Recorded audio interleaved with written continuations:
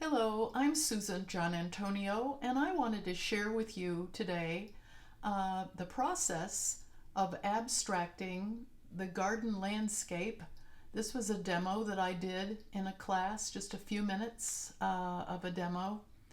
I brought some straggling roses in. It's about to freeze here in Houston. It's January, and so I clipped some rather sad, tired roses just before they're about to freeze.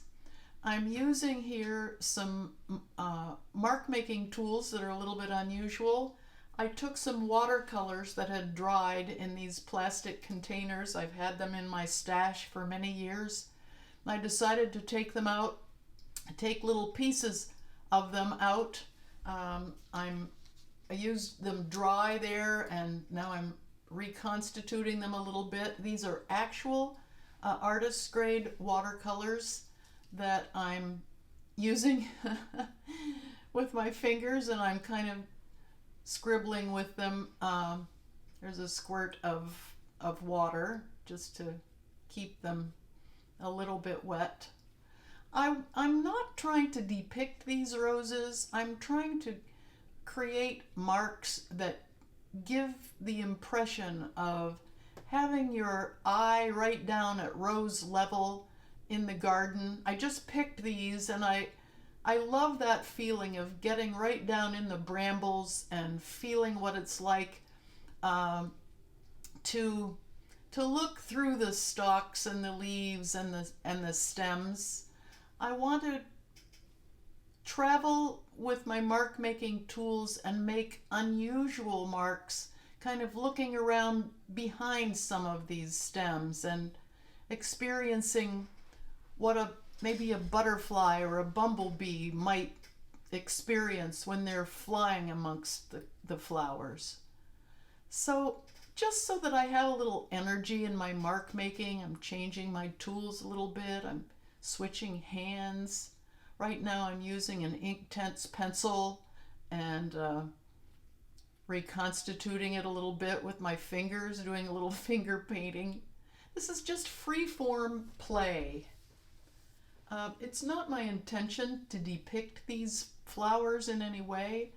I'm more interested in creating a sketch. Maybe at some point I'll do a large painting from this, but this I'm not setting out to make a beautiful painting.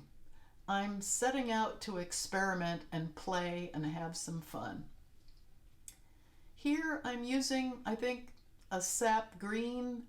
I'm switching from watercolors to acrylics, and I'm actually squirting sap green golden acrylic right out of the tube onto my paper.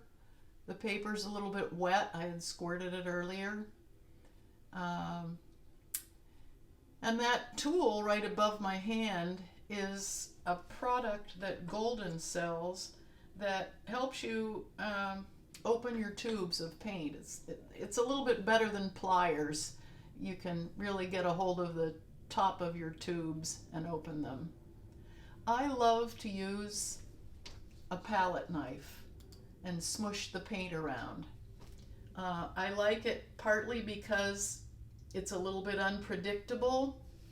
I'm trying to get the density of the thicket of plants in the garden, and I'm kind of moving that green paint around. And the fun thing about using a palette knife is that you can scrape back to the white of the canvas or the paper. I'm working on paper here. It's a student grade paper. Sometimes I tear these paintings up and glue them down, trying to create a composition from torn bits, and I glue those down into my sketchbook. That's a fun thing to do. I know Louis Noble has worked for several years doing compositions that way into his sketchbook and getting ideas for abstracting the landscape. Okay, here's another piece of watercolor, a chunk of watercolor that I'm going back in and painting with and smearing with my finger. I just want a little bit of color. Starting to work back into the greens a little bit. So that's watercolor on top of acrylic, but that works just fine.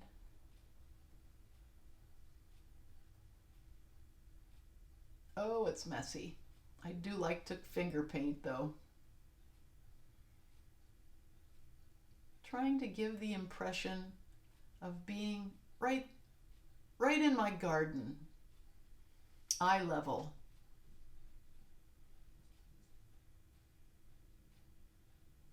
There's no right or wrong when you play with your materials.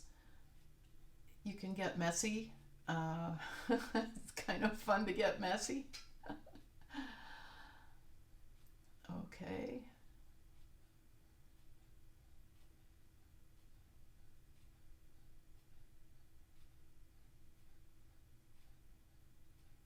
I don't even care if this sketch looks like roses. Makes no difference to me. I just want this to feel like flowers, feel like the garden landscape.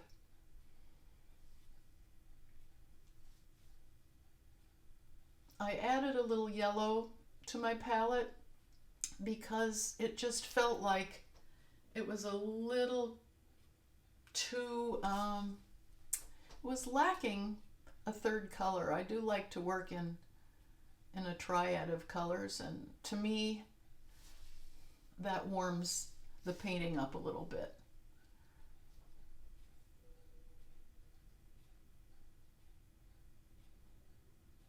Yellow mixed in with the sap green already does have quite a lot of yellow in it, but this warms it even more. There's no right or wrong.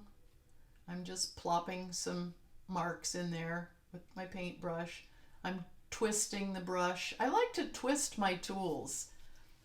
It helps me lose control a little bit, which I really like the marks when they seem spontaneous. I do that with pencils, charcoal, paintbrushes, you name it.